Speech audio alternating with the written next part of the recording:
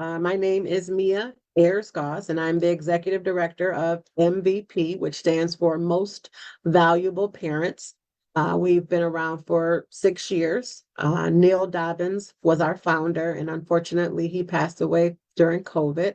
And we're here to try and encourage parents and help them to be accountable and to make sure that they have the resources and support that they need to be the best parent that they can possibly be. We also work with the rest of the family. We work with aunts and uncles and grandmas and, the youth, because that family unit is so very important. It takes a village. That is on our t-shirts. It takes a village to raise a child, and we definitely believe that. And that is how we believe that we're going to reduce gun violence is by working together. Gun violence, the trauma that comes along with the violence, there's a lot of different factors that come into play when you're talking about trauma and when you're talking about violence. Why does it happen? Why do they do it? Where does it come from? There's a lot of parts to it. So there's not one solution. It's going to take a lot of different people, a lot of different methods, and a lot of different things to make a change. We have to work on gun laws. We have to work on changing folks' mindset. We have to work on making sure that our youth are positively engaged and they have something to do. We have to make sure that we have therapy available and counseling available. So that's what we try to do. We try to make sure that we reach out, find out what's going on in the household and what they need, as far as if it's training or education or counseling. And we try to connect the dots. If there's something that a family needs that we can't provide, then we try to connect the dots. But mainly, we are there to get to the root cause and to try to find solutions, resources, and support for that, root cause. And we believe that's how to reduce the violence. And we also have programming, positive programming. We have a program called Parent to Parent, which the Shekinah is definitely involved in. And we meet on Mondays and we go through the 7 habits of highly effective people. We go through the 40 developmental assets. We have dinner. We share experiences. And that's one of the things that we do with parents, just try to provide a safe space and give support. And Shekinah was definitely there working on helping other parents and also working on to make herself a better parent, as we all are trying to do on a daily basis. We also have a basketball program. It's a restorative basketball program. It's called the Neil Dobbins Restorative Basketball League. And in order for the youth to participate, they have to attend restorative circles, they have to attend life skill workshops, and we build a relationship with them. And it is our intent to build a relationship with the entire family. We don't want it to just be, oh, come play basketball and that's it. We want it to be a long-term relationship because it's going to take a time. If it takes time to build up anger and frustration and trauma, it's going to take time to break that down. So it's nothing that's going to be fixed overnight. And we believe in, working continuously at trying to work on those things. And through the work with your parents, what has been the change in their behavior from before they even started with MVP to towards, I don't know, a few months in, a year in, that kind of thing? Oh yeah, because I was gonna say a few months. I'll use myself as an example. I have 5 children and 6 grandchildren, and I learned something at every session. I think back at, oh wow, I should have done that or shouldn't have done that. So it does take some time. Our cohorts are 10 weeks, and then we take a break, and then we go back for 10 weeks.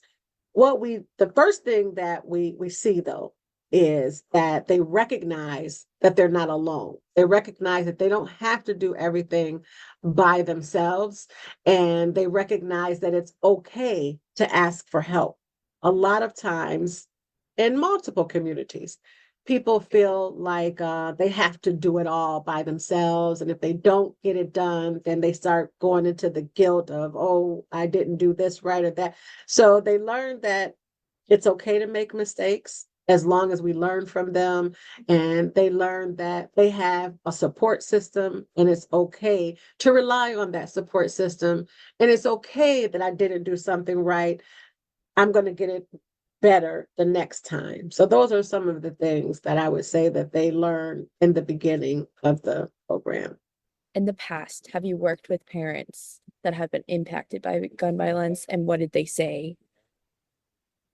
Like, because I spoke to Snug earlier, as you know, Yes. and Willie said that, well, it was actually Shannon, the counselor, said that people expect it. It's just a matter of when, not if. So I don't know if you're able to speak on that or using parents' past perspectives. Yes, we have. Unfortunately, more of the parents than less of the parents that we work with have been impacted by gun violence. I have personally been impacted. Two of my children have been shot twice. My son was shot twice, and my daughter was shot twice. So we all, at some point in our life, whether it's personally or whether it's someone we know, I don't say all, but the majority of the people that I have worked with closely have definitely been impacted by gun violence.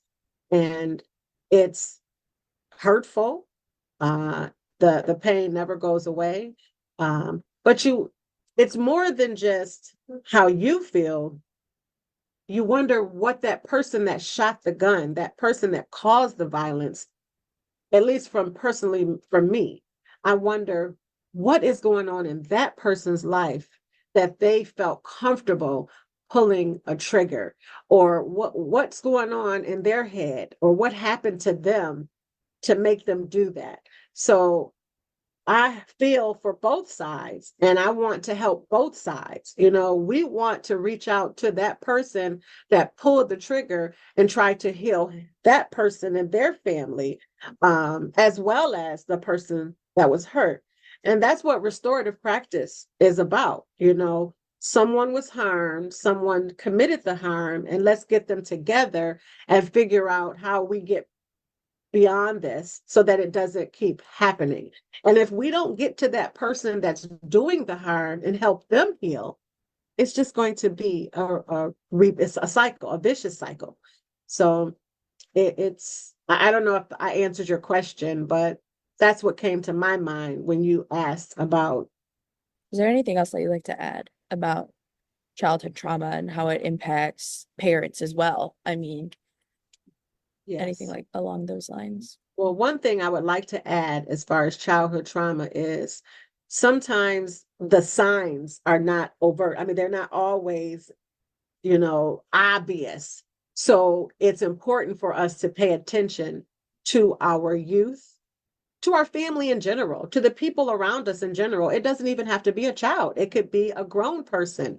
But people deal with trauma differently, but normally you will be able to see uh, some of their regular patterns change, some of their behavior changes, but sometimes it's very subtle. So it's just important to pay attention to people. And a lot of times I think we look past people. We don't pay attention to a person's behavior. A lot of times we are worried about ourselves and what we can get out of something. Even when you have a conversation with a person, and a lot of times you're not listening to that person and you can't wait to jump in to give your answer, or, you listen to respond as opposed to listening to understand. And I think that's a big part that we need to pay attention to is pay attention to one another and pay attention to what people are going through so that you can offer an assistance in any way that you can, because trauma comes in all shapes and sizes. And if we don't deal with it, that is when either someone commits violence or someone can hurt themselves.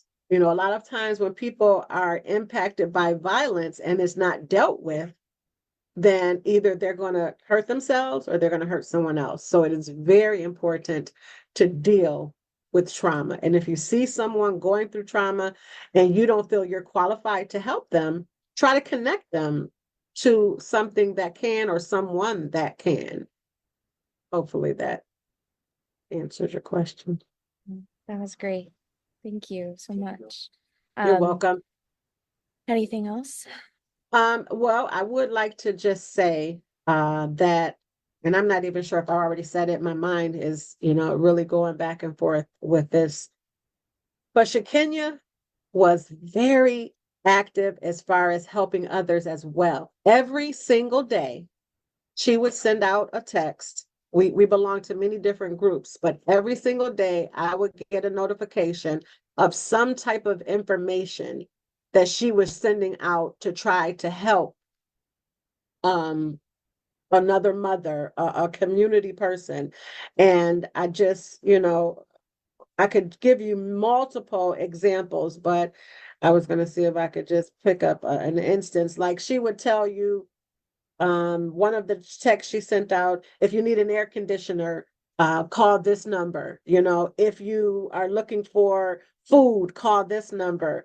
I can show you things that she posts up about Crime Stoppers for other children.